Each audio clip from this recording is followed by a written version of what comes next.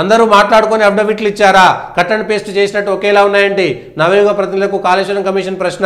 సుందిళ్ల వద్ద ప్రవాహ వేగం అంచనాల్లో 2022 నుంచి సీసీ బ్లాక్ల రిపేరు, ముంగల గ్రౌంటింగ్, బ్యారేజీ దెబ్బతినడంతో బిల్లులు ఆపేశారని సంస్థ వెల్లడి. ఈ కమిషన్ విచారణ మీద విచారణ సాగుతూనే ఉంది.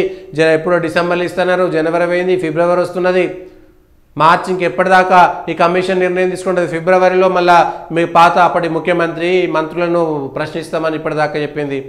కాళేశ్వరం కమిషన్ ఏడాది అయిపోయింది. గిన్ని రోజుల ఏడాది నుంచి ఇన్ని రోజుల పాటు సాగుతుందా?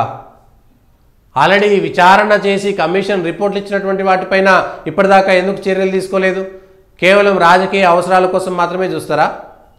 ఏం జరిగింది? నిజంగా ఆ విచారణ జరిగితే ఆ సంస్థలకు సంబంధించినటువంటి వాళ్ళు అన్ని సంస్థలు ఉన్నాయి, మళ్ళీ వాళ్ళతోటి వాళ్ళ ఒప్పందాలు ఎందుకు చేసుకున్నారు? కాళేశ్వరం కట్టినటువంటి వాళ్ళతోటి వాళ్ళ దావోస్లో ఒప్పందాలు ఎందుకు చేసుకున్నారు? అదానితోటి వాళ్ళ రాహుల్ గాంధీతో ఇబ్బంది అయింది కాబట్టి పెట్టుకున్నారు. మళ్ళీ అదే కంపెనీలతో వాళ్ళ ఒప్పందాలు పెట్టుకొని 15,000 కోట్ల రూపాయల పెట్టుబడి ఎందుకు పెట్టుకుంటున్నారు? ఎందుకు తీసుకున్నారు? తద్వారా ఎవరికి ఎంత లాభం వచ్చింది? ఈ విషయం పైన స్పష్టత లేదు. అందుకనే వీళ్ళ పరిస్థితి అట్లా ఉంటుంది.